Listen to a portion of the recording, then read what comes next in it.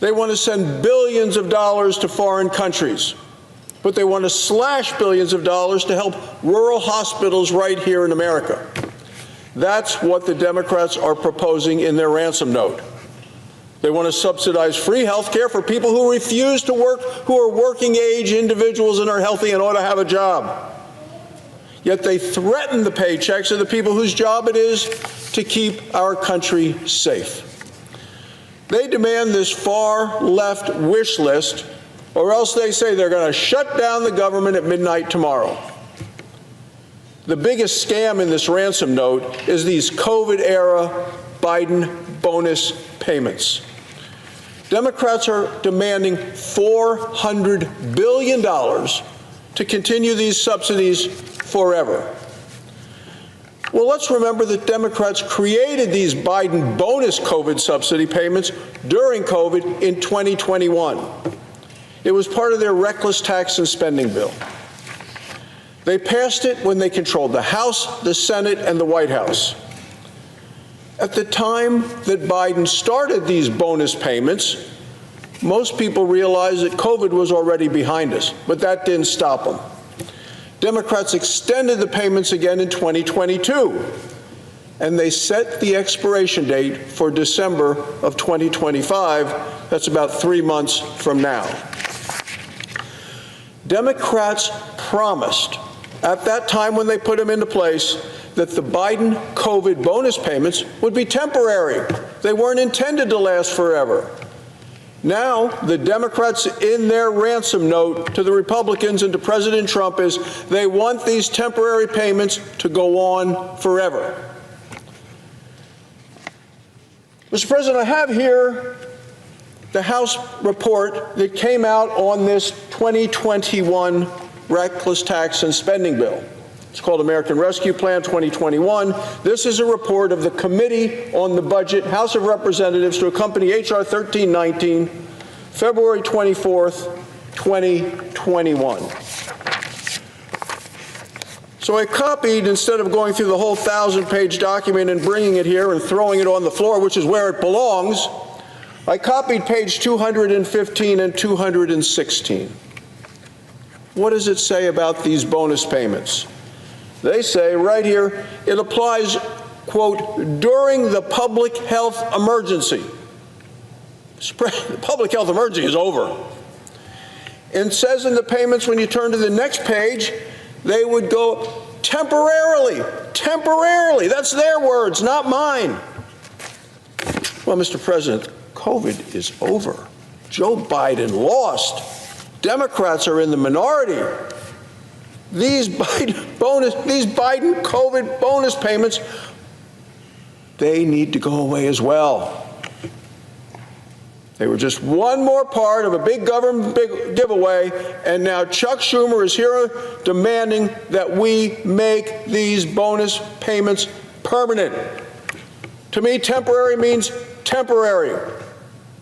It's not what the Democrats are demanding, just to keep the government open for 4 short weeks. It's preposterous. 12 years ago, in 2013, America faced another shutdown.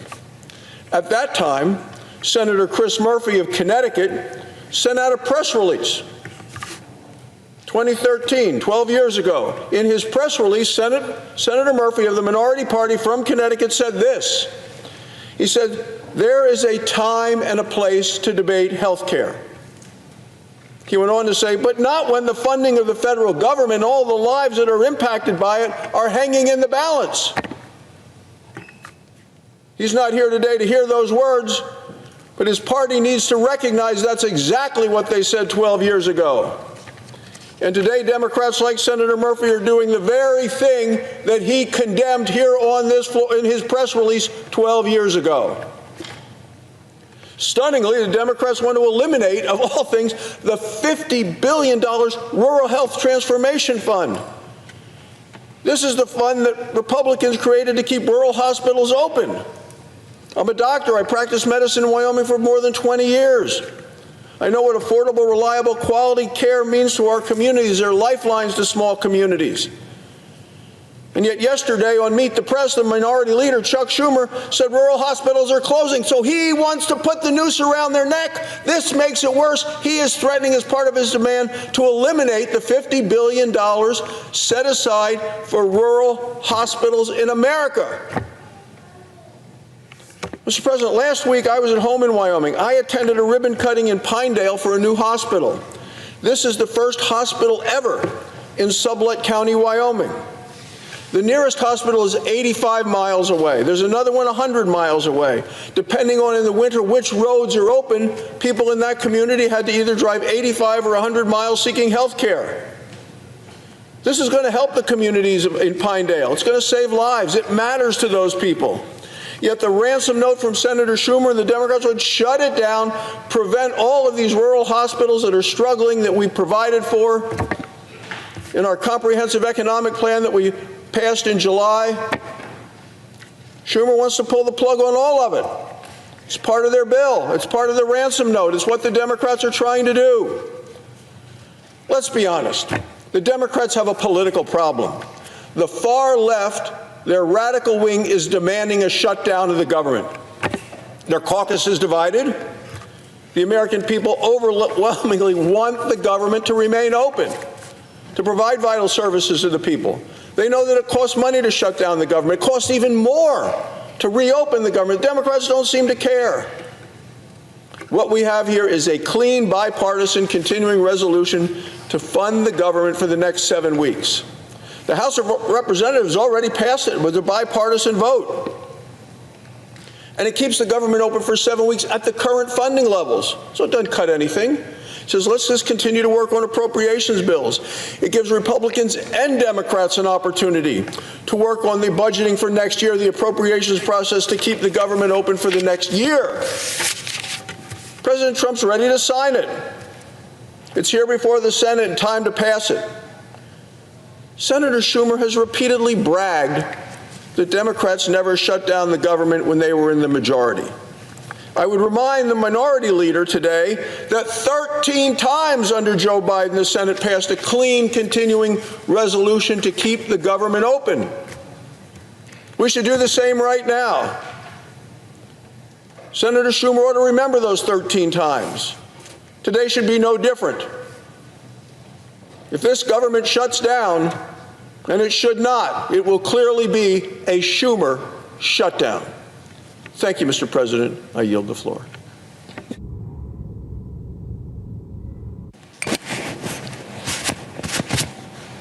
Mr. President. Democrat Whip. Mr. President, the senator from Wyoming is a friend of mine, really. And we may disagree on some political issues. I greatly respect him and glad to call him a colleague. But we do disagree on this point that he just made, and it's a very important disagreement because it affects every family in America. The decision was made in the big, beautiful budget bill by Donald Trump to cut $1 trillion out of Medicaid. Medicaid is a program which helps people who have limited income have health insurance. It also takes care of your mother and grandmother when they're in the nursing home. It's a critical element of funding health care in America. And the Republicans cut $1 trillion out of it. If you go to the hospitals in Illinois, some of them are great hospitals, others do great things, but you'll find that the hospitals that struggle to survive are ones that have more Medicaid patients than paying insurance patients. It's tougher margin, and many of them worry about it. And the notion of cutting $1 trillion out of this program worries them. Don't take my word for it. Ask the Illinois Hospital Association, or even if there is one, I'm sure there is, Wyoming Hospital Association, what the impact of cutting $1 trillion out of Medicaid reimbursement is going to be. Not good, particularly in rural areas. Senator Barrasso made reference to his situation in Wyoming. In the state of Illinois, we have plenty of these rural hospitals, and if one closes, it means your pregnant wife who goes into labor now has to drive 70 miles instead of 20 for that delivery. I'd hate to have to go through that. And yet that's what's going to happen. And so the position we're taking is that that kind of cut in Medicaid is going to hurt hospitals and hurt people across America. Secondly, there is a tax credit available for people in middle-income categories to buy health insurance. It's part of the Affordable Care Act, which was the Barack Obama plan that extended more health insurance coverage to America than we ever had in our history. How important is health insurance to you? I had a personal experience as a law student at Georgetown. I decided that I couldn't wait, and I asked a young lady to marry me, and she did. In my second year in law school, we learned that God was sending us a little baby. And we were so happy about it, and she arrived with her share of difficulties. I had no health insurance, none. What do you do as a student with a wife and a the baby's sick, when you have no health insurance? Well, Children's Hospital here in Washington, D.C. brought us into the so-called charity ward, and we waited to see who would walk through the door with the name Dr. So-and-so to take care of my daughter. I never felt more inadequate in my life as a father and a husband and not having health insurance. We got through it, she got through it too, and lived a good life. But the point was, there were moments when I worried that I couldn't provide the basics for my baby because I didn't have health insurance. 15 million Americans will lose their health insurance because of this Republican budget that I just referred to, the big, beautiful budget. 15 million will lose health insurance. I wouldn't wish that on anybody. So when the Democrats say there are health care issues that are part of this debate on funding the government, that's what we're talking about. Keeping these hospitals open, critical hospitals in inner city as well in rural areas, making sure that people have their health insurance. And there's one third element I would add, I don't think we'll be able to negotiate it. Medical research. Ever hear of the National Institutes of Health? Why, sure you have. It's the best medical research agency of any government in the world. I went to the NIH about 12 years ago and met with Dr. Francis Collins, an amazing man who is head of the NIH. And I said to him, I really believe in what you do. Your research in cancer and heart disease and so many other things makes a difference. What can I do to help you? Well, he said, thank you for asking. There have been some people who've done remarkable things. I said, oh, I remember there was a bipartisan coalition a few years back that doubled the budget in medical research for NIH. I said, I wish I could say I could do that again, but I don't think I can. What can I do? He said, give me and this agency 5% real growth each year in medical research, and we'll light up the scoreboard. We are so close finding cures and new drugs in so many areas that if you can give us consistent research, it'll make a difference. Came back to the Senate, sat down with my friends on both sides of the aisle. Roy Blunt, Republican senator from Missouri, was a leader in this effort. Lamar Alexander, Republican senator from Tennessee, another leader. Patty Murray, still serving as head of the Appropriations Committee and one of the best when it comes to medical research. We put our heads together, and over a span of 10 years, the budget for NIH medical research went from $30 billion to $48 billion. We got the 5% coming every single year. It was quite an achievement. 60% increase in that budget. Things were happening, good news, good developments when it came to cures and treatments. I was so proud of that effort and glad that it was bipartisan from the start. So what did the Trump budget suggest we do with medical research? Cut it back from $48 billion to $30, where we started 10 years ago. You know what happens when you cut back on research that basic? You know what happens, and I do too. When that terrible diagnosis happens at the doctor's office, it breaks your heart, and you finally stop crying and you say to the doctor, is there anything you can do? Is there a surgery, a medicine, anything you can do for someone I love very much? They say, well, there's a clinical trial. There's medical research underway, and it's a long shot, but you got a chance.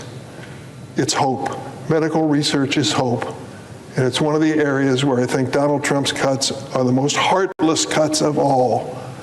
Democrats care about this. I do. I'm willing to fight over it. I'm not willing to say, well, we'll just go on business as usual. Let's accept this.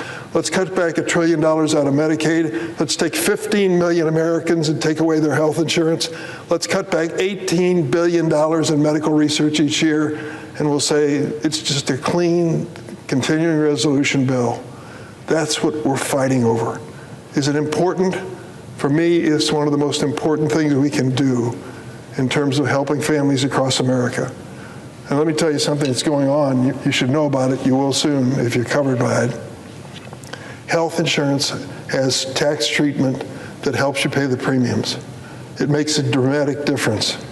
And now, in a matter of days, health insurance companies are going to announce what the new premiums are going to be because of the budget bill, the big, beautiful budget bill of President Trump. They're going to go up dramatically. And as these premiums go up, some people won't be able to pay for them, and they'll be without health insurance, and others will see their family budget explode with an increased health insurance premium. That's the reality of this debate. It's not about who gets bragging rights and gets to beat on their chest, a Democrat or Republican. In my mind, it's a question of whether families across this country can count on us for the basics, and making sure that health care is there for America is one of the basics as far as I'm concerned. There's another issue I want to raise, relates to the administration, and you have to go back in history to appreciate it. Richard Nixon. Students of history, of course, know that name. Former vice president of the United States, former senator, he was a senator and a congressman, vice president under President Eisenhower, and then president of the United States. He went through a period we know as Watergate. It was controversial. Some people broke into Democratic National Headquarters. They were caught. They were prosecuted. When it was all over, we had the Watergate investigation, and ultimately President Nixon resigned. But before he resigned, he instructed his staff to give him background information on his enemies list, the people that he considered to be his political enemies. And the word was out that they were going to be treated harshly by his administration, whether it's Department of Justice or the Internal Revenue Service. Well, we went through that chapter, he resigned, and then Congress came together, Democrats and Republicans, and said, we can never let this happen again. We can't let a president put his finger on somebody and say, that's a political enemy, go prosecute him, try to find him guilty of a crime, make sure they pay a fine, give them bad publicity. We agreed on a bipartisan basis for standards between the White House, the Department of Justice, and Congress when it came to these political decisions that could ultimately result in prosecution. Well, under President Trump, we're back into the Nixon conversation about enemies lists, except President Trump's enemies list is longer than anything Richard Nixon ever dreamed of. And that's what we're looking at now. On September 20th, the acting U.S. Attorney for the Eastern District of Virginia, Eric Seibert, announced his resignation. Acting U.S. Attorney appointed by Trump resigned. Mr. Seibert resisted President Trump's demands to bring charges without sufficient evidence against New York Attorney General Letitia James and former FBI Director James Comey. Mr. Seibert, a Republican appointed by Donald Trump just a few weeks ago, stayed true to his oath to the Constitution and his commitment to follow the facts and the law. And for that, he was forced to resign his office. In his place, President Trump installed his personal attorney, an attorney with no experience as a prosecutor, never did it before, to indict James Comey in a politically motivated case considered by career prosecutors in that office too weak to bring charges. This indictment represents the latest step in President Trump's long crusade to weaponize the federal government against his perceived political enemies, a return to the days of Richard Nixon. We remember when the president was initially impeached in the first of his historic 2 impeachments after he attempted to pressure a foreign ally to dig up dirt against Joe Biden and his family. And we remember when President Trump turned a mob of insurrectionists loose on our Capitol, where they violently attempted to prevent the peaceful transfer of power leading to his second impeachment. I will never forget that day as long as I live, January 6th.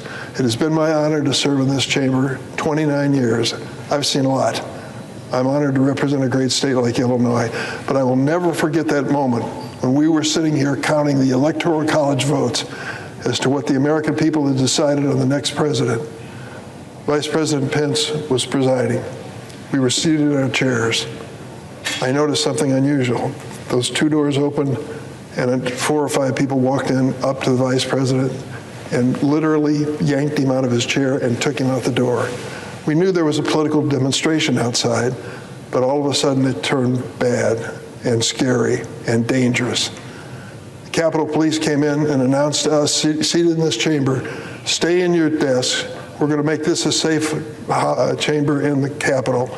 Don't worry about those people demonstrating outside. They're not going to get close to the chamber. Just stay where you are.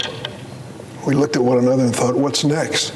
Well, what was next was 10 minutes later, the same policeman came in and said, leave immediately. Don't take anything with you. Just get out of the chamber. It's too dangerous for you to stay here.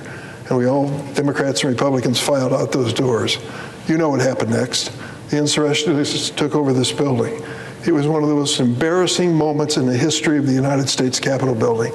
Imagine, if you will, for a moment, if you heard the news that the House of Commons in Parliament had its door broken down and people raided the chamber. You'd say to yourself, what is going on in England, for goodness sakes? The House of Commons taken over by people in the street? That is exactly what happened here. And it happened on January 6th. And so this president, embarrassed by that moment, maybe, who knows if he's ever embarrassed, decided he would go after the people who prosecuted the insurrectionists, the people who were prosecuted for crimes like beating up policemen. You all came here today and we welcome you to this chamber. The reason you're safe in this building today is a lot of women and men in uniform who are guarding you and me and all of our staff so that we can do the people's business. Those people were under attack by the January 6th insurrectionists. These were not curious tourists who came in here. They ended up beating on these police, and 140 of them were seriously injured. If you believe it, in this second administration, the president has gone further than Richard Nixon and what he's done before. His political appointees have fired FBI agents and federal prosecutors who were called on to prosecute the insurrectionists. He has installed loyalists whose chief qualification is their loyalty to him, not their loyalty to the law or the Constitution. We recently learned a top federal prosecutor in Sacramento was fired after she advised the Border Patrol to comply with a court order. Yes, the Trump administration fired a career prosecutor for following a court order. Never in our history in the history of our country has a president so brazenly demanded the baseless prosecution of his rivals, and he doesn't even try to conceal it or hide it. He glories in this constitutional outrage. In a social media post, President Trump issued a command to Attorney General Bondi, and I quote, "They impeached me twice and indicted me 5 times over nothing. Justice must be served now. We can't delay any longer." He's referring to the prosecution of James Comey. Imagine that, a sitting president commanding his attorney general to prosecute state and federal officials who simply tried to uphold the rule of law. That's exactly what this president is doing. What Richard Nixon was stopped from doing, he is doing. Since Watergate, Republican and Democratic presidents alike respect the independence of the Justice Department, recognizing that shielding it from the pull of politics was essential to safeguarding the rule of law. Under President Trump, those constitutional guardrails have been removed, destroyed. I want to be clear. What you're seeing from the Trump White House is not normal. This just isn't some inside the Beltway drama.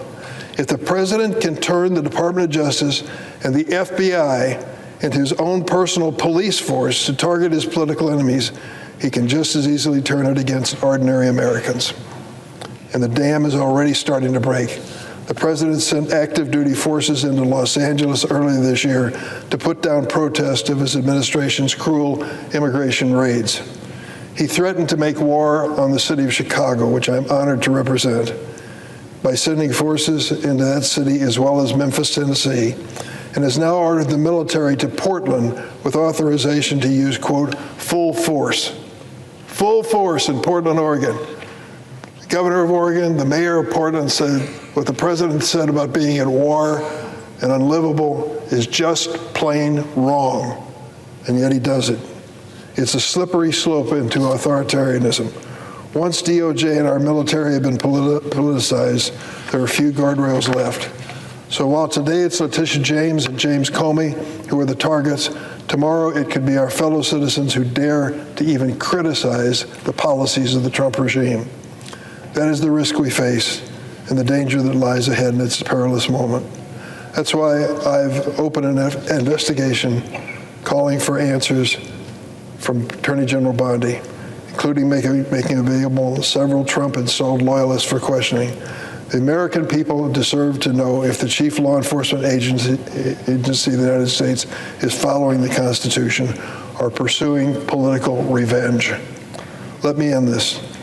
During the Watergate scandal, President Nixon attempted to bend the Department of Justice to his will, to go after his enemies, conceal his administration's involvement in this unlawful conduct. When President Nixon did this, Democrats and Republicans on a bipartisan basis in Congress sounded the alarm together and defended the rule of law. On a bipartisan basis, we responded to Nixon. Those legislatures recognized the danger posed by a president attempting to wield power and benefit him personally. They knew it was unconstitutional, and they stood firm on a bipartisan basis in Congress. Where is that same courage today? It's time for the Republicans to join Democrats and step up and say enough is enough. This is not about political parties. It's about protecting our democracy from a would-be dictator intent on setting it all ablaze to achieve his personal aims. This is a code red alarm for the rule of law, and unless we come together to stop the president's abuses, I fear this administration will continue to corrode our American democracy. My question is this: is there one Republican senator in this chamber who gives a damn? I yield the floor.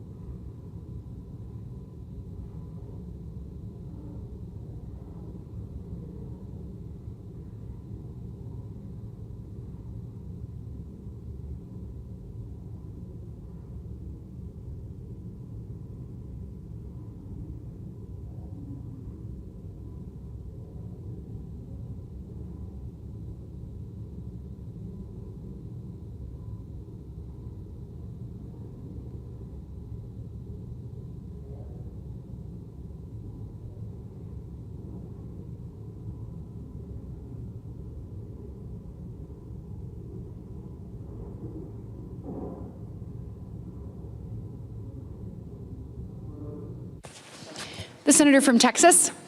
Madam President, are we at a quorum call? We are not. Madam President, I want to begin my remarks this afternoon by reflecting on the tragic shooting at the Dallas ICE facility that happened just last week. One detainee was killed and 2 others were injured by a 29-year-old shooter who was later found dead on the scene from a self-inflicted gunshot wound. This is not the first attack of its kind against the immigration enforcement officials in Texas. In fact, this is a 4th in as many months. 4 attacks against law enforcement officials in the last 4 months. On July the 4th in Alvarado, Texas, assailants opened fire outside an ICE detention facility, wounding an Alvarado Police Department officer in the neck. 10 people were subsequently arrested and charged with attempted murder, while 6 other subjects have been charged with related offenses. 3 days later, July 7th, a man shot at a Border Patrol employee in McAllen as he tried to park his car. He then fired at the Border Patrol annex, attempting to break in before finally being killed in a firefight with Border Patrol agents. In addition to these attacks on law enforcement, we know our country is still reeling from the horrific murder of Charlie Kirk, whose life was taken from him simply for expressing his views and engaging in political dialogue on college campuses. We're beginning to see in our country a level of political violence that is not and should not ever be considered normal. But this is a warning signal about the direction we are heading in as a nation, and it's one we cannot afford to ignore. Many of us are asking ourselves, how did we get here? Well, the answer, it seems, or at least part of the answer, is simple and straightforward. It begins with the demonizing of free speech and the vilification of those who are doing nothing more and nothing less than their duty, which is to enforce the laws on the books. Frequently, these are laws that are passed by Congress on a bipartisan basis and signed into law by the president. And these law enforcement officials are simply enforcing the laws that we have written. The radical base of the Democratic Party seems to be at war with the men and women who actually enforce our laws. And with the same breath, they seem to, from time to time, celebrate mob violence. We all remember the so-called peaceful protests of 2020 that resulted in massive economic losses and harms to businesses. Not to mention that many law enforcement officers were injured or even died as a result of mob violence. And embarrassingly, it was a Texas member of the House of Representatives, Congresswoman Jasmine Crockett, who recently said on national television, she said, quote, "When I see ICE, I see slave patrols," close quote. Not to be outdone, Congresswoman Alexandria Ocasio-Cortez described ICE as, quote, "a rogue agency that should not exist." And then there's the former member of Congress, Colin Allred, who called ICE, quote, "un-American and harmful to public safety." These attacks against the men and women who enforce our laws are simply unconscionable, and they've undeniably contributed to getting us in the dangerous place we find ourselves in today. If these individuals and other Democrats truly cared about public safety, they would stand with the Republicans. We would stand united as Americans in supporting our men and women in blue and green, and they would denounce the unprecedented rise in attacks against these law enforcement officers immediately. But instead, Democrats seem to endorse a complete inversion of how a just and ordered society functions. Unfortunately, this is going to require some of our Democratic colleagues to swim against the tide of opinion among their radical base and show some leadership. But they have to decide as a party to move away from the dangerous and radical demands of their left-wing base. Unfortunately, the Democratic leader in this chamber, the senator from New York, is showing anything but that kind of leadership right now. He's demonstrated a complete unwillingness to tone down the rhetoric of his party or to make actually even good faith gestures toward good governance. In fact, this very week, he's demonstrating just how far he's willing to go to undermine basic governance in order to appease his radical base. He'd rather shut down the government than work across the aisle for the benefit of the American people. Senate Democrats have so far refused to even vote on a simple stopgap measure that will give us a little more time, about 9 weeks, to negotiate full-year government funding. If they do not relent in this partisan posturing, the result will be forever known as the Schumer shutdown. Now, you don't have to take it from me on what a government shutdown would mean for the American people. All we have to do is to read back to them the very words that the Senate Democrats have said in the past. In September of last year,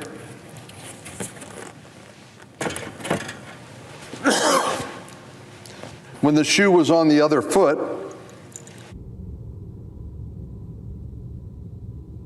Senator Schumer said, and I quote, "If the government shuts down, it will be average Americans who suffer the most." He also said, a government shutdown means seniors who rely on Social Security could be thrown into chaos. Is this even the same individual that's taking the position that's heading us toward a shutdown in the coming days? Last September, he went so far as to even say, keeping the government open will mean no poison pills or reckless partisan posturing. This is what he said just last year about a government shutdown. Where is that man today? Today, I'll tell you, he's engaging in a reckless partisan posturing while Republicans are proposing a responsible alternative. Again, this is not a vote on a permanent policy, but rather a stopgap measure to get us to a place where we need to be when it comes to the appropriations process. But he's willing to impose the very costs that he warned about on the American people and our seniors in order to score political points with his progressive radical base. The hypocrisy is obvious and it's staggering. Madam President, it's a time for reckoning for our friends in the Democratic Party. They seem to not really know what they stand for these days, except opposition to each and everything that the majority party or the president wants, even when it's in their self-interest to do so. They need to look at themselves in the mirror and decide what and who they stand for. Are they going to be the party of violence and lawlessness and a degradation in public safety? Are they going to continue to this, what has been called frighteningly, an assassination culture? Will they continue down this mad path of taking the lives of those they disagree with and siding with the criminals? over law enforcement personnel that are simply enforcing laws they have themselves helped write? And will they continue on prioritizing their ideology ahead of responsible governance? I often wonder how our friends on the other side of the aisle would react if they had to live in crime-ridden neighborhoods, overtaken by gangs and drug dealers, and they had to wait 20 or 30 minutes before any police officer responded to their calls for help after an assault or a robbery. How would they feel? Well, I'm quite sure, I'm confident that they would change their tune. And just like current residents in blue cities who've had to suffer under the weight of failed Democratic soft-on-crime policing policies, they would gladly welcome additional police protection and efforts to clean up and stabilize their neighborhoods. But sadly, most Democrats, at least so far, here in Washington, D.C., have appeared to be completely tone deaf and rarely hear the true voices of the people whose lives they assume they represent, people living in these inner cities. Well, regardless of what Democrats decide to stand for, Republicans will continue to be the party that respects free and open discussion of ideas. And we will continue to support our law enforcement officers, men and women, who risk their lives day in and day out so that Texans and all Americans can sleep soundly in their beds. And we'll continue to be the party that opposes reckless partisan tactics that put ideology ahead of the needs of the American people. Republicans have made it clear under President Trump that we will enforce the rule of law. That is non-negotiable. So it's no surprise that the American people overwhelmingly voted for Republican leadership last November. If Democrats continue to head down this path of violence and division, they should not be surprised if they continue to experience the same outcome at the ballot box in the upcoming midterms as they did last November in the general election. Madam President, I yield the floor.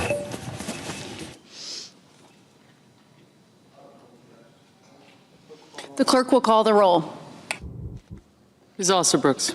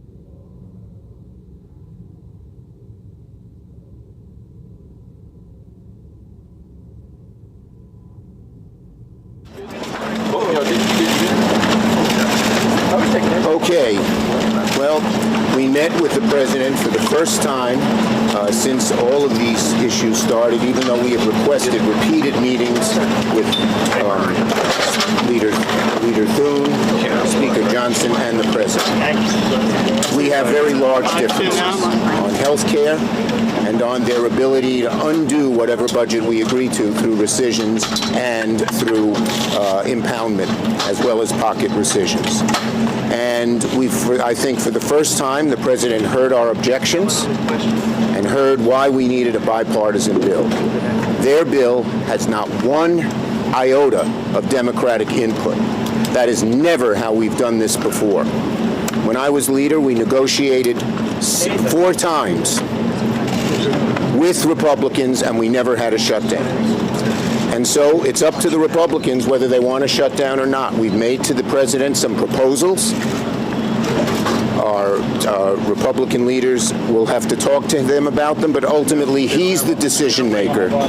And if he will accept some of the things we asked, which we think the American people are for, on health care and on rescissions, he can avoid a shutdown. But there are still large differences between us. It was a frank and direct discussion with the President of the United States and Republican leaders, but significant and meaningful differences remain. Democrats are fighting to protect the health care of the American people. And we are not going to support a partisan Republican spending bill that continues to gut the health care of everyday Americans. Period. Full stop.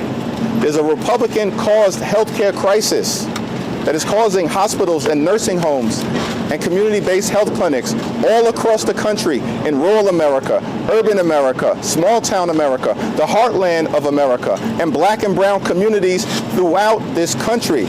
And that crisis is happening right now. And that's why we believe there is urgency to both keeping the government open, reaching a bipartisan spending agreement that actually meets the needs of the American people in terms of their health, their safety, their economic well-being, and quality of life, while also addressing the dangerous Republican health care crisis. We laid out to the president some of the consequences of what's happening in health care. And by his face and by the way he looked, I think he heard about them for the first time. The closing of rural hospitals. The fact that so many clinics are closing. And I don't know if he knew this before, but the fact that people will pay $4,000 more a year, $400 more a month, close to $5,000 more a year on their health care premiums if we don't do anything. And people don't know what to do. The average working family can't afford that. I told him how I met a mother who was crying to me because her daughter had cancer. And what has happened with health care, with what they have done, she's going to watch her daughter suffer and maybe die. And so he seemed to, for the first time, understand the magnitude of this crisis, and we hope he'll talk to the Republican leaders and tell them we need bipartisan input on health care, on rescissions, into their bill. Their bill does not have they never talk to us. Thune didn't negotiate with me. Johnson didn't negotiate with Hakeem.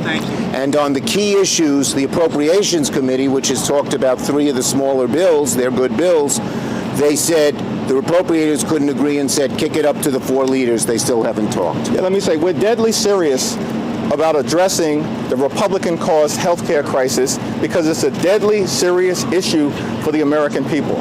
Largest cut to Medicaid in American history. Hospitals, nursing homes, and community-based health clinics closing right now. The fact that more than 20 million Americans are on the brink of experiencing dramatically increased premiums, copays, and deductibles because of the Republican refusal to extend the Affordable Care Act tax credits, which benefit working-class Americans.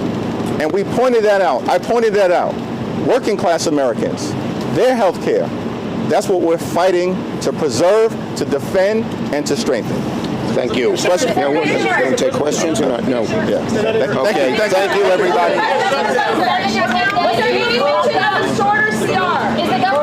Powers that have once again waved the white flag of surrender by failing to present the American people with legislation that would make the cuts necessary to balance the budget.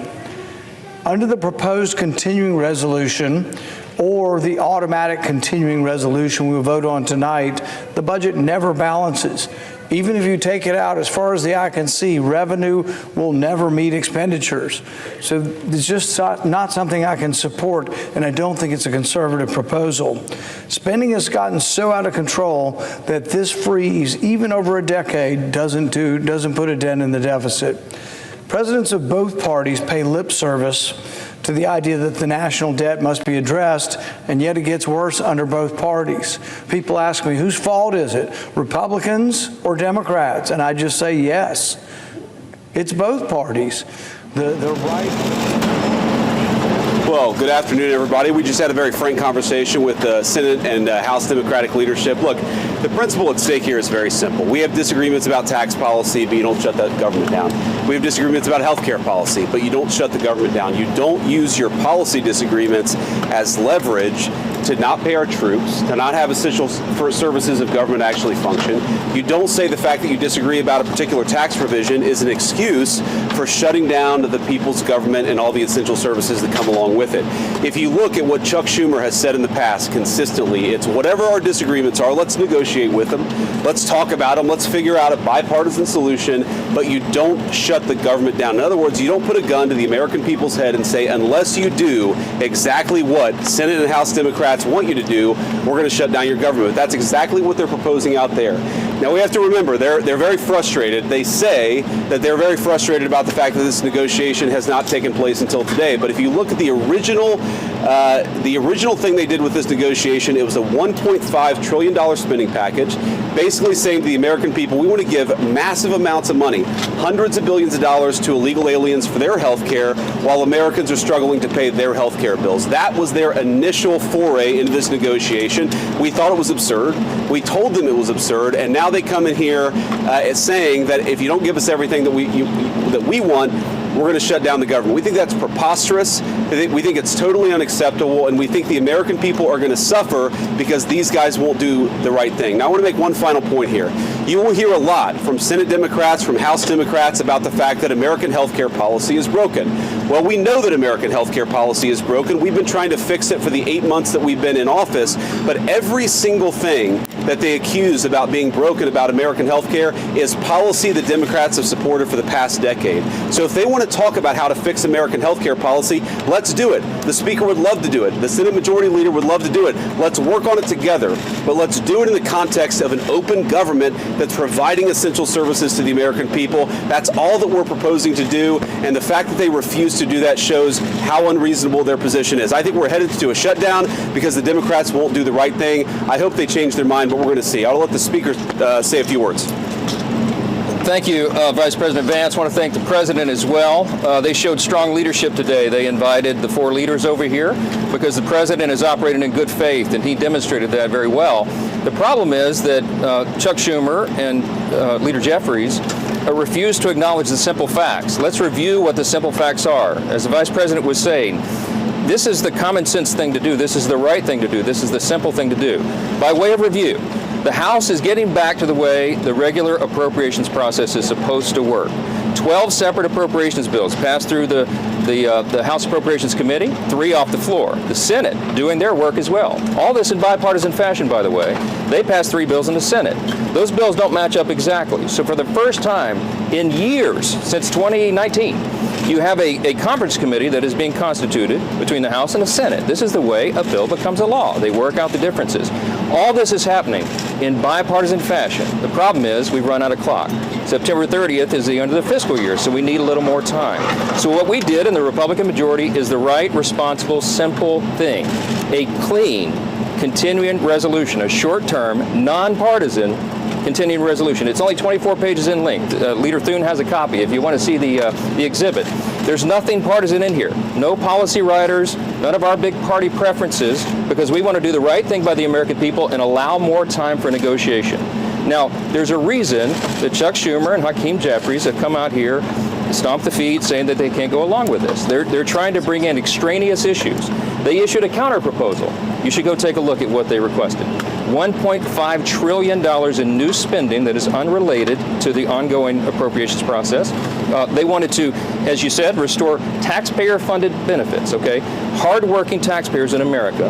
They want to take your funds and give that for benefits to illegal aliens. They want to restore that because we got rid of it. They want to prop up left-leaning media outlets. $500 million they threw in on top of that. $1.5 trillion on a 7-week stopgap funding measure. We're not going to do that. They know we can't do that.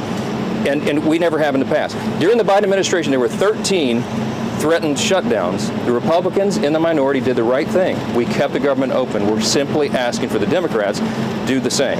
Again, I want to thank President Trump for the strong, solid leadership. He listened to the arguments, and they just wouldn't acknowledge the simple facts. I want to thank Vice President here for showing his leadership as well. If the Democrats make the decision to shut the government down, the consequences are on them, and I think it's absolutely tragic. We've never said that was a good idea. We never believed it is. And I want you to remember, when we voted in the House, we passed it out of the House. The House has done its job. We did that almost 2 weeks ago. Every Democrat in the House except one voted to shut the government down. That is the record. And don't forget it. I'll ask Leader Thune to step in here. Well, thanks, Mr. Speaker, Mr. Vice President. This right here, ladies and gentlemen, is what we're talking about. 24 pages. It's a continuing resolution to fund the government through November the 21st. I don't know where they're saying this is some huge partisan thing. This is something we do fairly routinely. And when the Democrats had the majority on 13 different occasions, they had the majority, President Biden was in the White House, we passed continuing resolutions to fund the government. This is purely and simply hostage-taking on behalf of the Democrats. The Republicans are united. House Republicans, Senate Republicans, President Trump. The House has passed a clean funding resolution to fund the government until November the 21st. It's clean, it is bipartisan, and it is short-term. But it gives us enough time to finish the appropriations process, which is the way we should be funding the government. So Republicans in the House and the Senate, President united, they've passed the bill. This is sitting right now at the Senate desk. We could pick it up and pass it tonight. We could pick it up and pass it tomorrow before the government shuts down. And then we don't have a government shutdown. It is totally up to the Democrats, because right now they are the only thing standing between the American people and the government shutting down. We're all in favor of funding the government. And this is something that's been done routinely 13 different times by the Democrats when they had the majority. So it's to me, it's purely a hostage-taking exercise on the part of the Democrats. We are willing to sit down and work with them on some of the issues they want to talk about, whether it's the extension of premium tax credits with reforms. We're happy to have that conversation. But as of right now, this is a hijacking of the American people, and it's the American people who are going to pay the price. Can you respond to Senator? You want to say a few words? Sure. We want to keep this government open. It is not good for the American people to have the government shut down for any period of time. We will manage it appropriately, but it is something that can all be avoided. It can all be avoided by accepting a reasonable position, which is what the House has passed and what sits at the Senate desk, which is to continue to fund the government with a short-term continuing resolution. It has never been a viewpoint that $1.5 trillion is a reasonable amount of spending to be included on a short-term CR. This is hostage-taking. It is not something that we are going to accept, and we hope that the Democrats come back from the brink, fund this government, and allow us to move forward. Thank you. Great. What's up? So just to be clear, is there room for negotiation here with Democrats? And you mentioned you believe that we are headed toward a government shutdown. Is the federal government preparing to fire federal workers if the government does indeed shut down? Well, first of all, we have to keep essential services functioning as well as possible if the Democrats shut down the government, and Russ has been tasked with making sure that's possible. Now, you asked about negotiations. One of the things I admired about the president, but frankly the entire team's approach during the conversation we just had with Chuck Schumer and Hakeem Jeffries was, they have some crazy ideas. Giving taxpayer money to illegal aliens for health care, that's a crazy idea. Funding transgender surgeries in Peru, that's a crazy idea. But they had some ideas that I actually thought were reasonable, and they had some ideas that the president thought was reasonable. What's not reasonable is to hold those ideas as leverage and to shut down the government unless we give you everything that you want. There were multiple times where Leader Jeffries or Leader Schumer would say, you know what, we should be doing this, and the President of the United States would say, yeah, absolutely, let's have that conversation, but we're going to do it in the context of the people's government being open. We're not going to let you take the people's government hostage and then give you everything that you want. And that's really the state of the negotiation. Yeah, let's have a conversation, let's have a negotiation, but we're not going to shut down the government because we won't give the Democrats everything that they want. Can you respond to what Senator Schumer said, that there were aspects about health care ending for certain people that the president was learning about for the first time in that meeting? And was the president open to a deal on the ACA subsidies?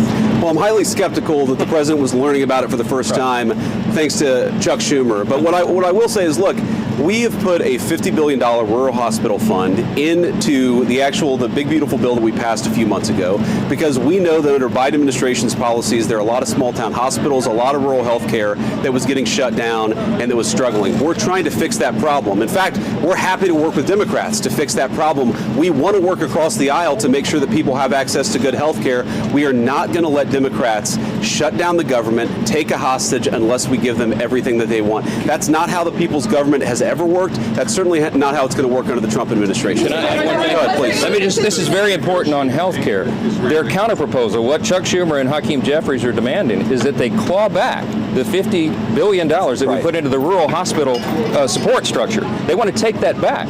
We're not going to do that. We passed that because we have to allow for that. Also, if they shut the government down, not only are troops unpaid, federal workers, and all the services that everybody relies upon, but the WIC program, the nutrition program, women, infant, and children, they will not get that program, will not be funded. FEMA won't be funded. We have hurricanes off the coast of the United States right now. This is serious business. You have telehealth, you have mental health services, all that's funded by the government would stop if Chuck Schumer and Hakeem Jeffries and the Democrats have their way. The Democrat shutdown would be damaging for the country. We can't allow for it. Yeah. Thank you all. Are you open to negotiating? Was there any mention of passing a shorter CR?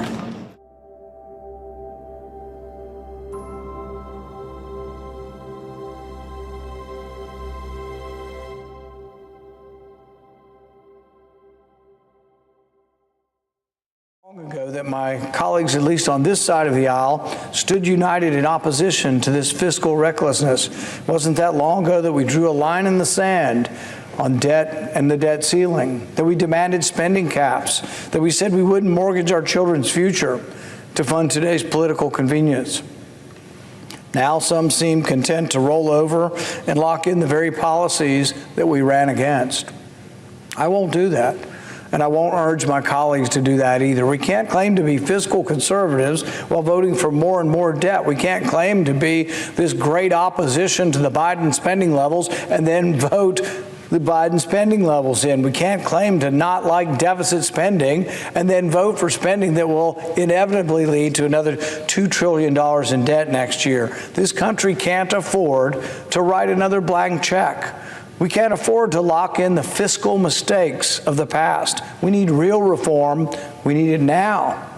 We need to return to the principles of limited constitutional government. If we obeyed the Constitution, most of the nonsense, most of the spending that goes on up here really isn't authorized under the Constitution. If we return to the Constitution, the principles of limited government, responsible budgeting, and economic freedom, we'd have a balanced budget again.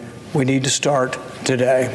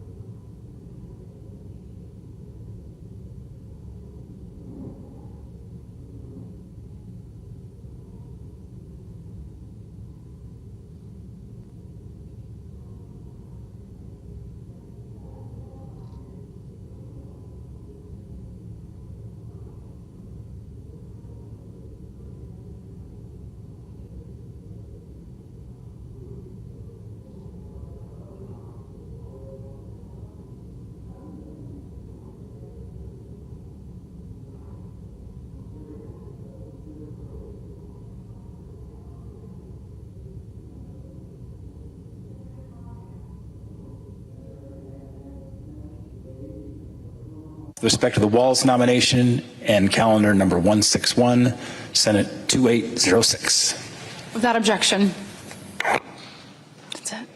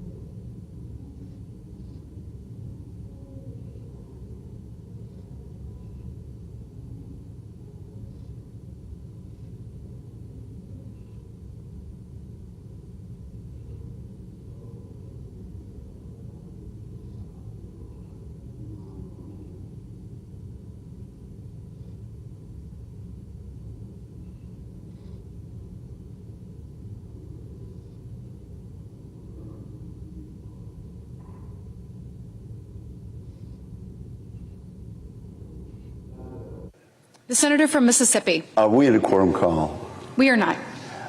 Madam President, I expect the distinguished minority leader, my friend from New York, will speak possibly after the first vote and report that we're still at an impasse on funding the government, which of course expires at midnight tomorrow night.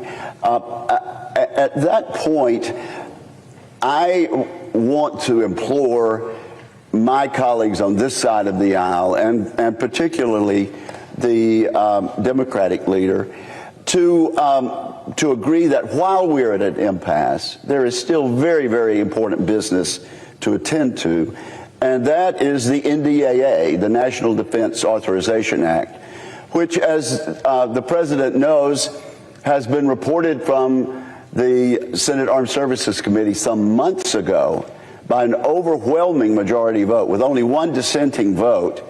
I think it was a vote of 24-1. That bill was reported to the floor.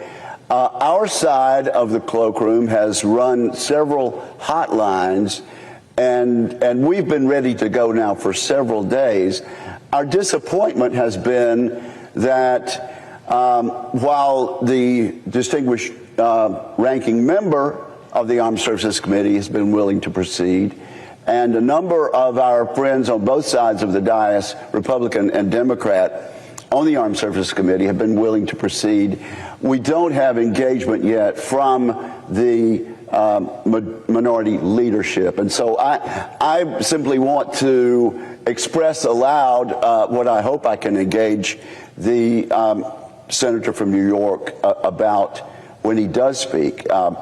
While we're at an impasse and the Senate is still in session, it seems to me a reasonable thing to do to bring this bipartisan, non-controversial, but highly significant bill to the floor. We've agreed to a manager's package on our side. We actually have 985 member-driven items already in the National Defense Authorization Act. We've agreed to a number of amendments and a second manager's package. There's very little difference on what will be brought to the Senate for votes. And it just seems to me that we don't need to sit around idly while negotiations perhaps are going on with the White House, with the House and the Senate. We need to proceed to this very essential legislation, the National Defense Bill.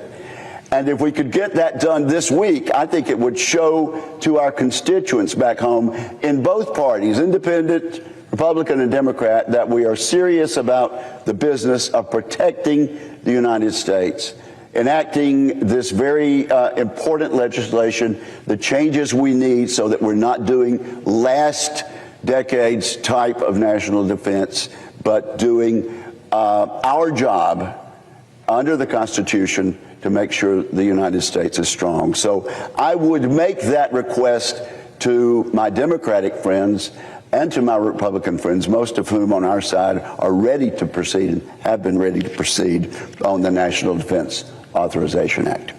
And I yield the floor, Madam President.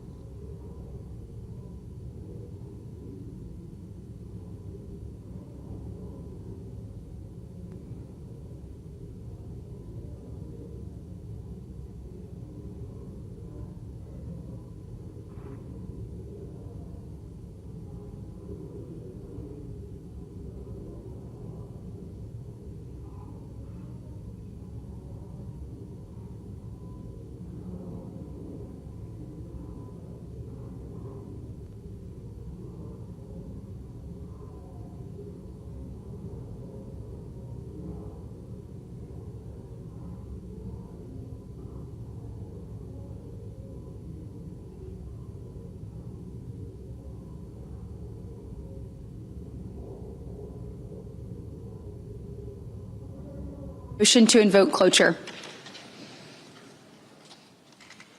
Cloture motion. We, the undersigned senators, in accordance with the provisions of Rule 22 of the Standing Rules of the Senate, do hereby move to bring to a close debate on the nomination of Michael G. Waltz of Florida to be representative of the United States of America to the sessions of the General Assembly of the United Nations. Signed by 17 senators. Under the previous order, the mandatory quorum call under Rule 22 has been waived. The question is it the sense of the Senate that the debate on the nomination of Michael G. Waltz of Florida to be representative of the United States of America to the sessions of the General Assembly of the United Nations during his tenure of service as representative of the United States of America to the United Nations shall be brought to a close? The yeas and nays are mandatory under the rule. The clerk will call the roll. Ms. Alsobrooks, Ms. Baldwin, Mr. Banks, Mr. Barrasso, Mr. Bennett, Mrs. Blackburn.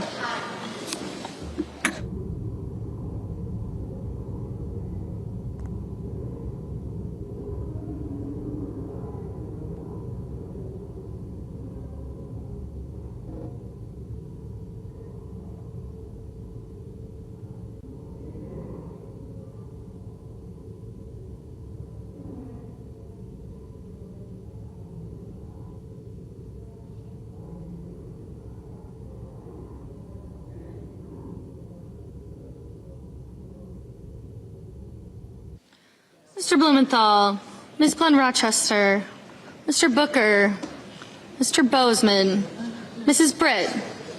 Aye. Mr. Budd. Ms. Cantwell.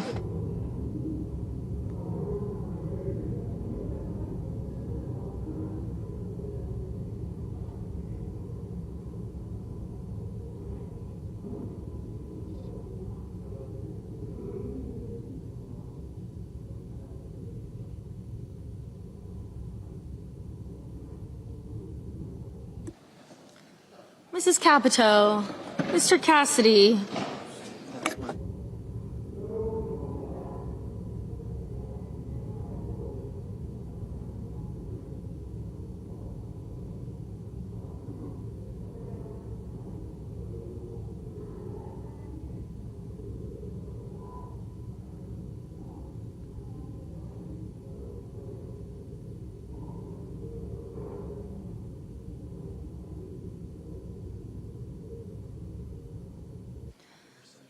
Mr. Cassidy, Ms. Collins, Mr. Coons, Mr. Cornyn, Ms. Cortez Masto, Mr. Cotton, Mr. Kramer, Mr. Crapo, Mr. Cruz, Mr. Curtis, Mr. Daines, Ms. Duckworth, Mr. Durbin, Ms. Ernst, Mr. Fetterman, Mrs. Fisher, Mr. Gallego, Mrs. Gillibrand.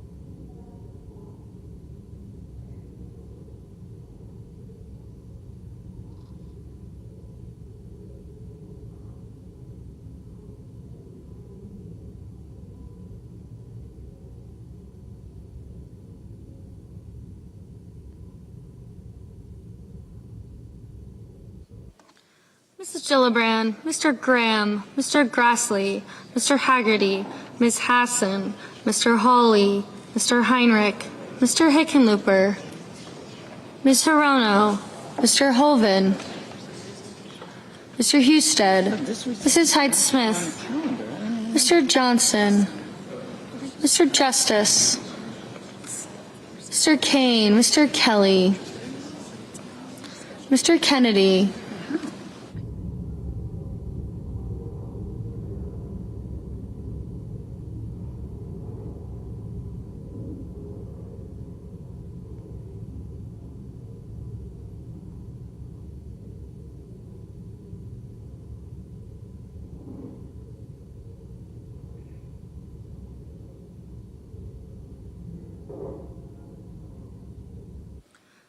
Mr. Kennedy, Mr. Kim, Mr. King, Ms. Klobuchar, Mr. Langford, Mr. Lee, Mr. Lujan, Ms. Lummis, Mr. Markey, Mr. Marshall, Mr. McConnell, Mr. McCormick, Mr. Merkley, Mrs. Moody, Mr. Moran, Mr. Marino, Mr. Mullen, Ms. Murkowski, Mr. Murphy, Mrs. Murray, Mr. Ossoff, Mr. Padilla, Mr. Paul, Mr. Peters, Mr. Reed, Mr. Ricketts, Mr. Risch, Ms. Rosen, Mr. Rounds, Mr. Sanders, Mr. Schatz, Mr. Schiff, Mr. Schmidt, Mr. Schumer, Mr. Scott of Florida, Mr. Scott of South Carolina, Mrs. Shaheen, Mr. Sheehy, Ms. Slotkin,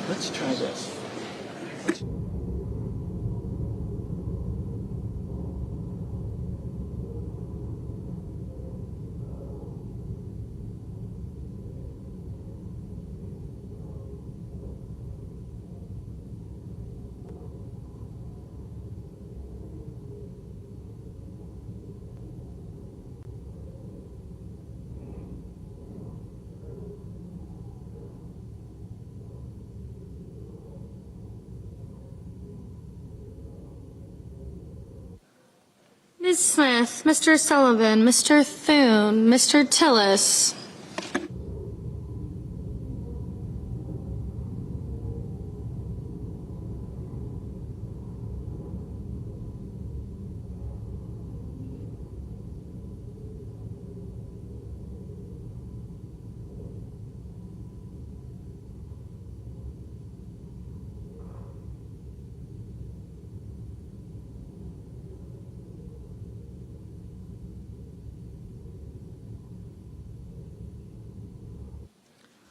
Mr. Tuberville, Mr. Van Hollen, Mr. Warner, Mr. Warnock, Ms. Warren, Mr. Welch, Mr. Whitehouse, Mr. Wicker, Mr. Wyden, Mr. Young.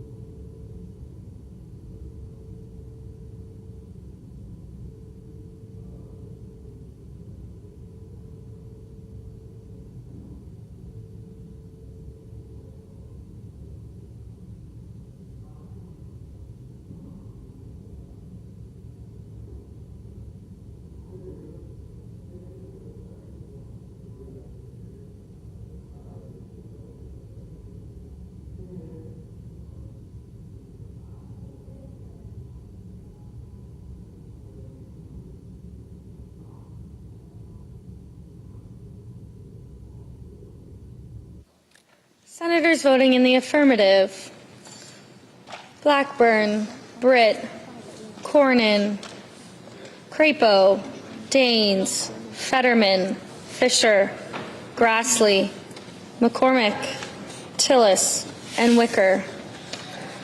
Senators voting in the negative: Alsobrooks, Cortez Masto, Durbin, Gallego, Gillibrand, Kane, Kim, Klobuchar, Merkley, Murphy, Murray, Paul, Peters, Sanders, Schatz, Van Hollen, Warner, and Warren. Ms. Baldwin, no. Mr. Young, aye. Mr. Marshall, Aye. Mr. Heinrich? Mr. Heinrich? No.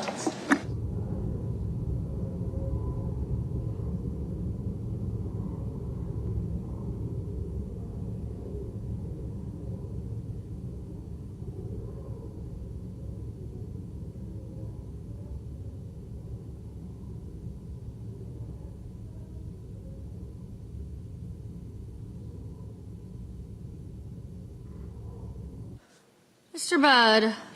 Mr. Budd, aye.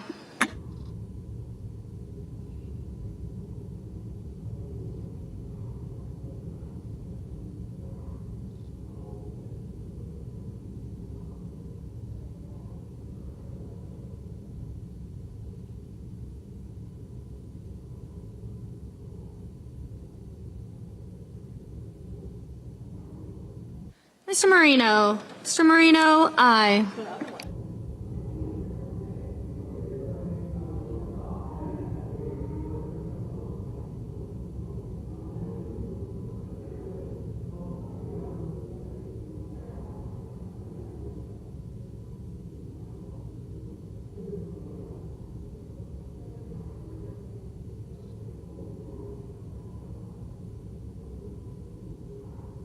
Mrs. Hyde-Smith, Mrs. Hyde-Smith, aye. Mr. Scott of Florida, aye. Mr. Lujan, no. Mr. Warnock, no.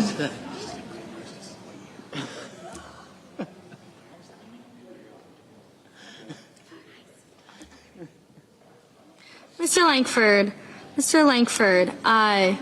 Mr. Bennett, no. Mr. Ossoff, no.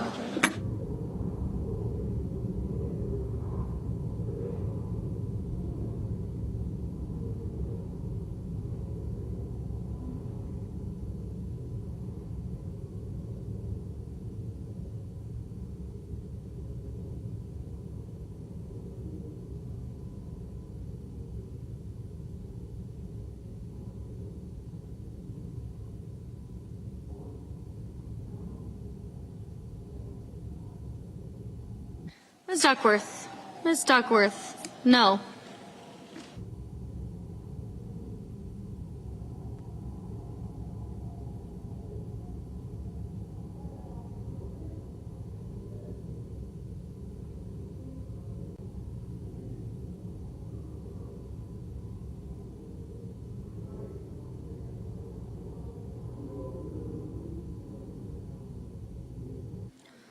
Mr. Booker, no. Mr. Scott of South Carolina, aye. Pretty good. How are you? Ms. Hassan, no. Ms. Smith, Alabama, Canada? no.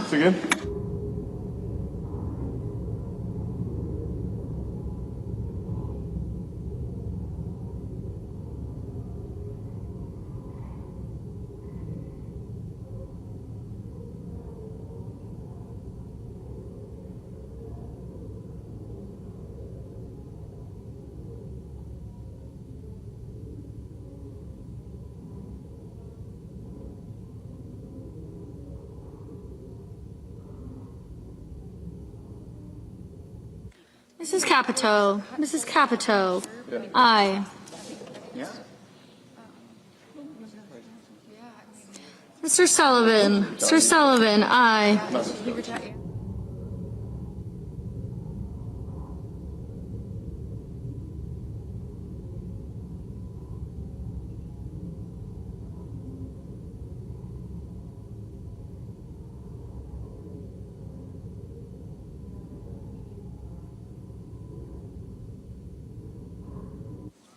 Mr. Johnson, aye.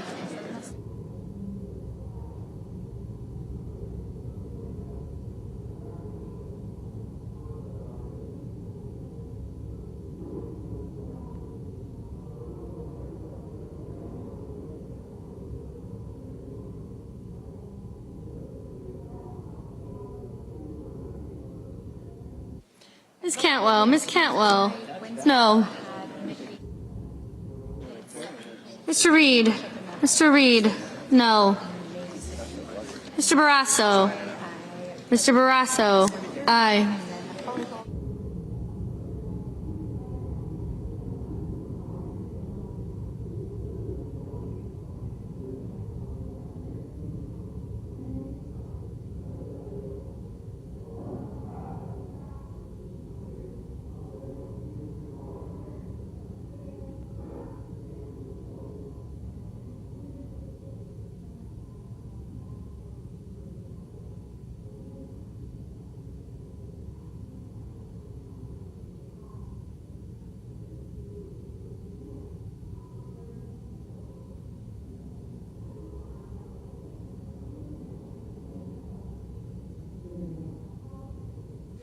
Mr. Cassidy.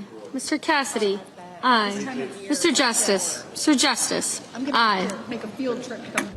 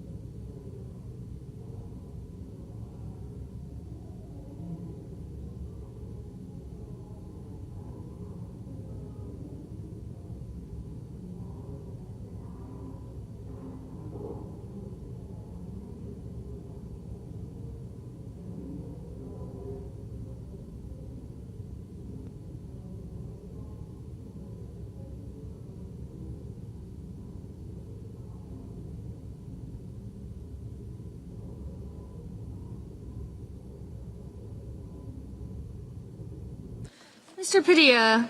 Mr. Padilla. No. Ms. Hirono. Ms. Hirono. No.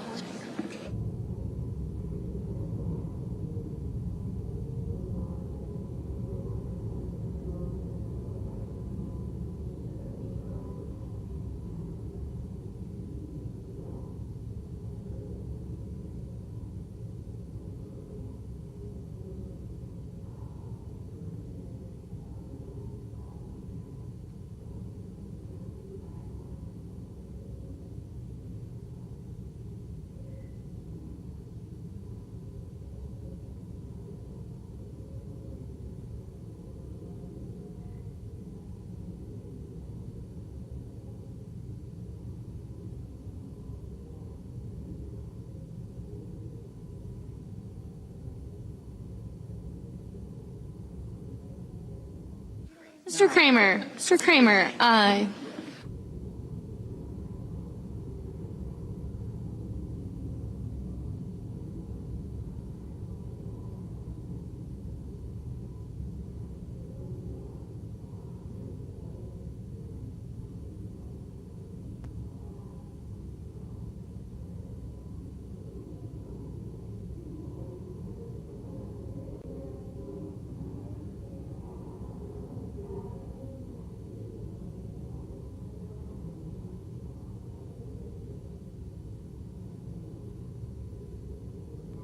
Mr. Wyden.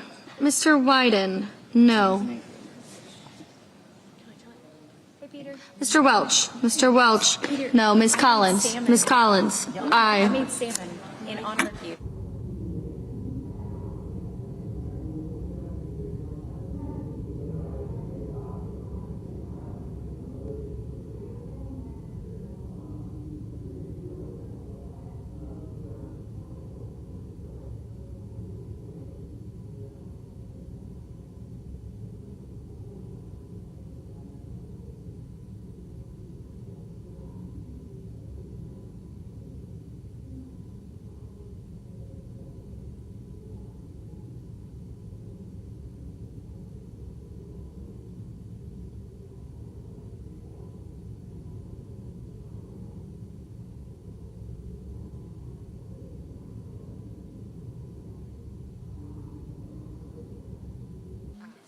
Mr. Kelly. Mr. Kelly. Aye.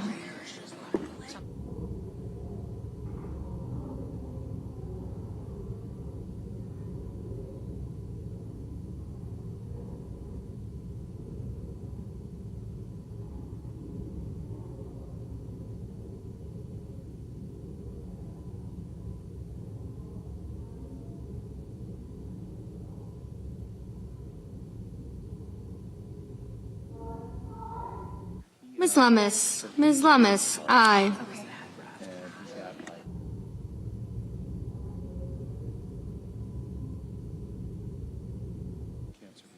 Mr. Kennedy. Mr. Kennedy, aye.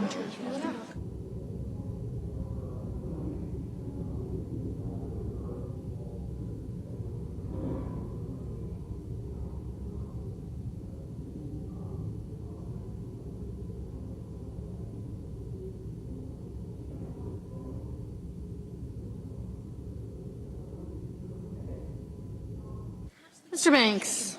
Mr. Banks, aye.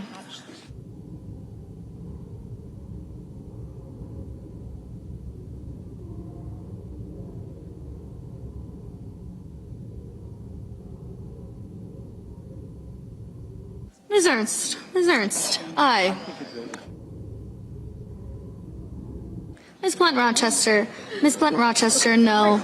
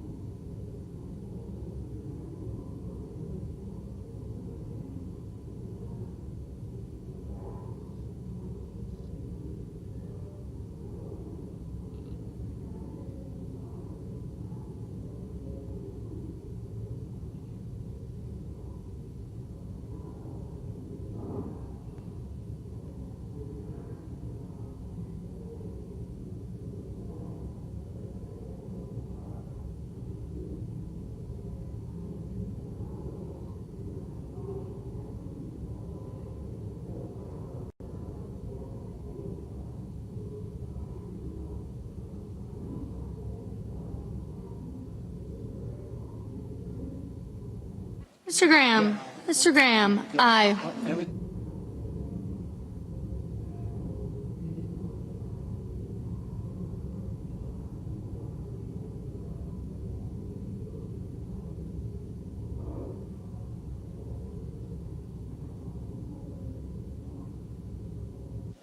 Mr. Bozeman. Mr. Bozeman, aye.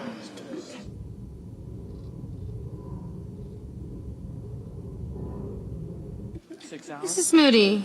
Mrs. Moody, aye.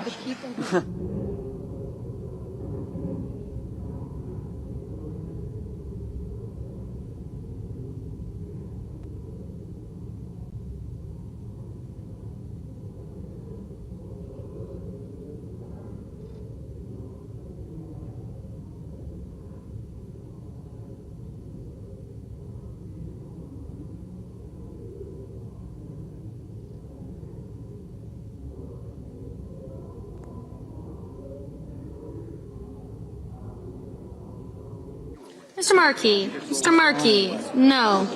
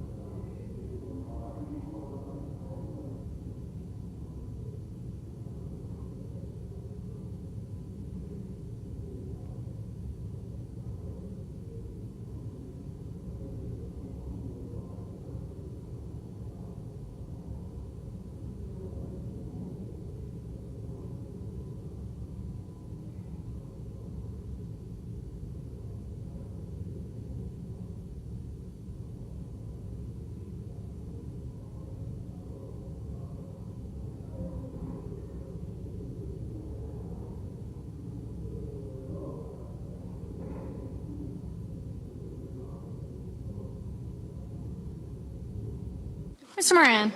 Mr. Moran. Aye.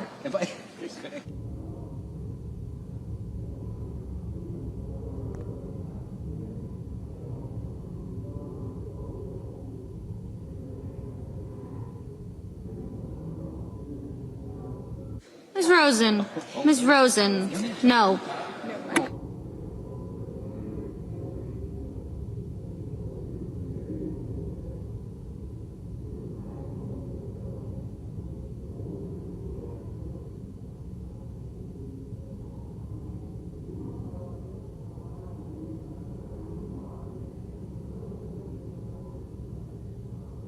Mr. Cotton. Mr. Cotton. Aye. Mr. Ricketts. Mr. Ricketts. Aye.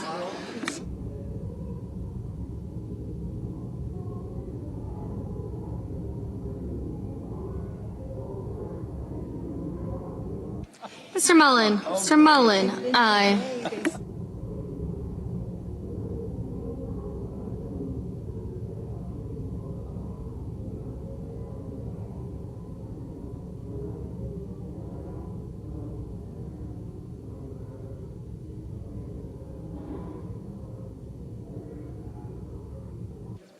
Mr. Rounds. Mr. Rounds. Aye.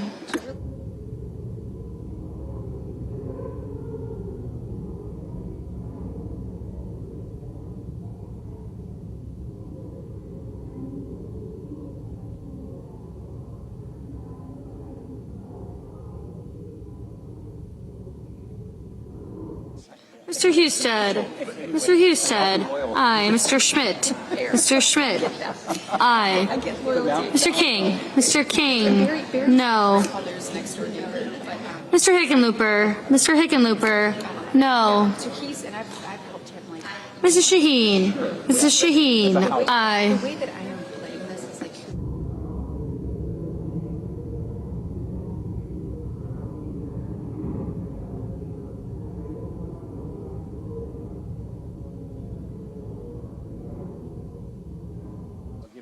Mr. Hoven. Mr. Hoven. Aye.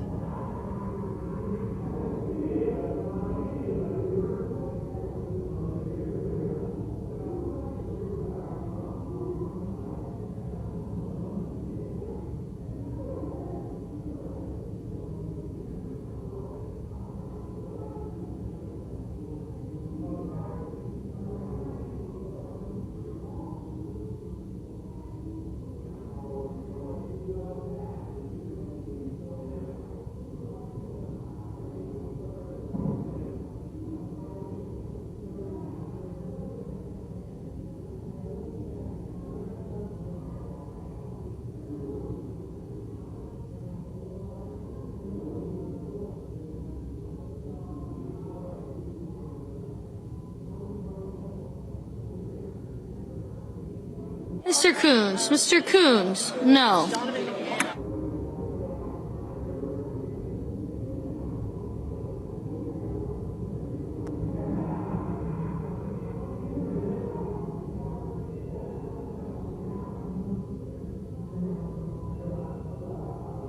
Mr. Hawley. Mr. Hawley. Aye. Mr. Blumenthal. Mr. Blumenthal. No. Mr. Curtis. Mr. Curtis. Aye.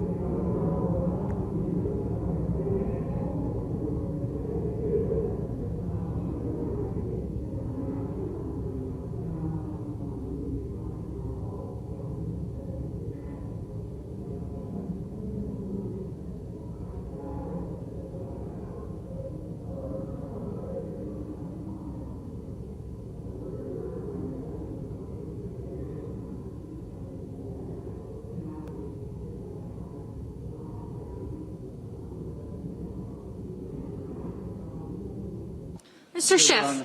Mr. Schiff. No.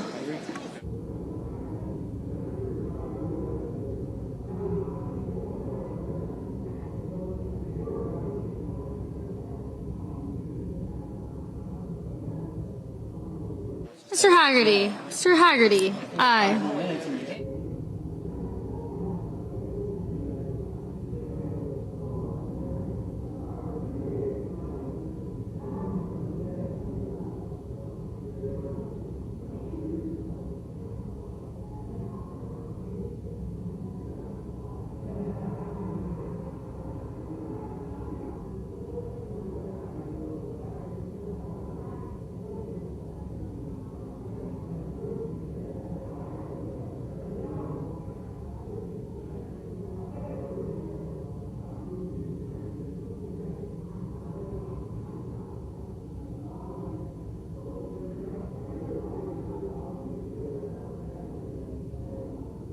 Mr. Sheehy. Mr. Sheehy, aye. Well, the Cubs swept the card. You had secured.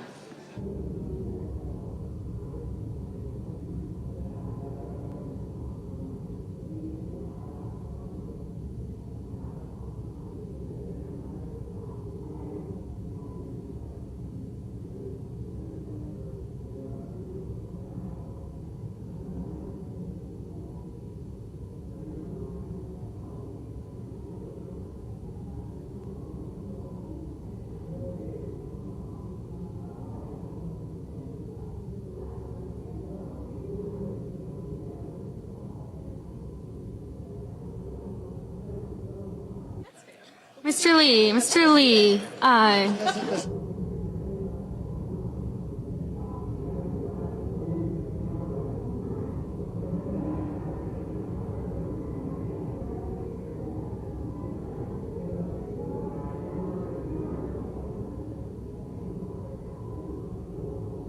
Ms. Slotkin, no. Mr.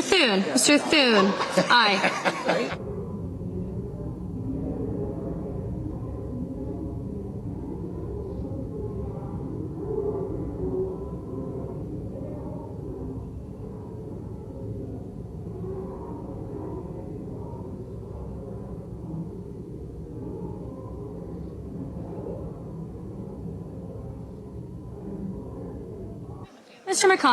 Mr. McConnell, aye.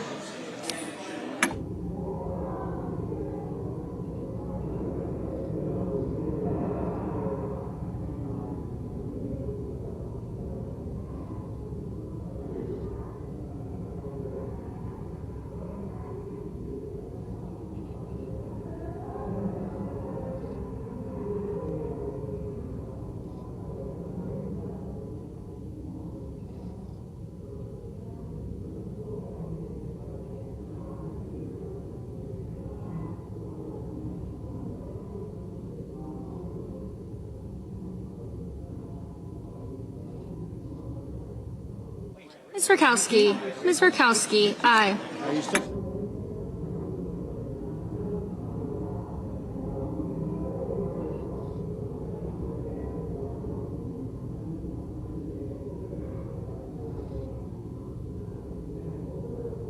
Mr. Risch, aye.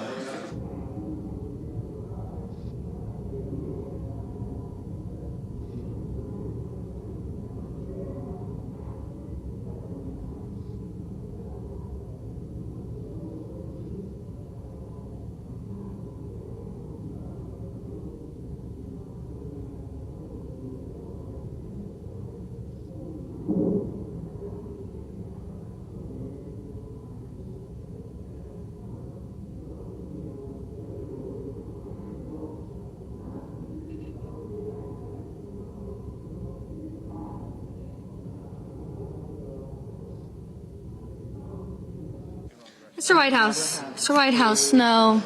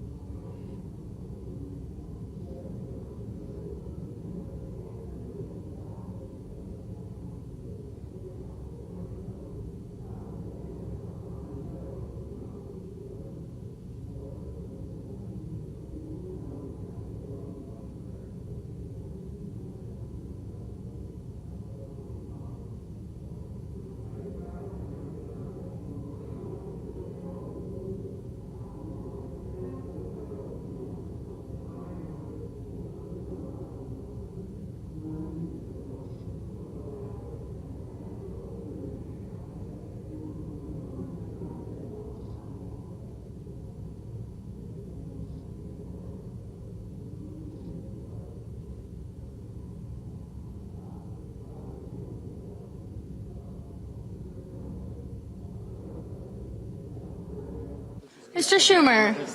Mr. Schumer, no.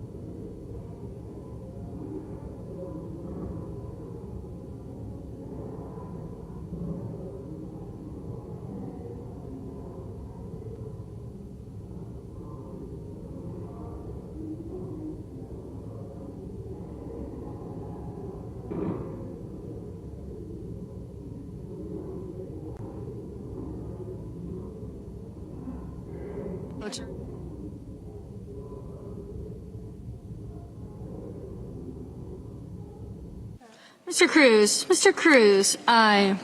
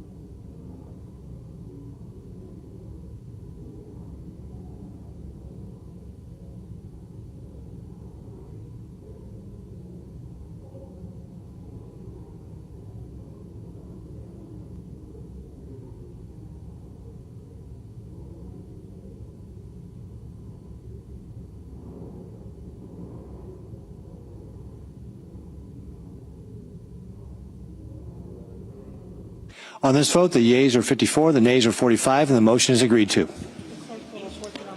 The clerk will report the nomination. Nomination, Department of State, Michael G. Waltz of Florida to be representative of the United States of America to the sessions of the General Assembly of the United Nations.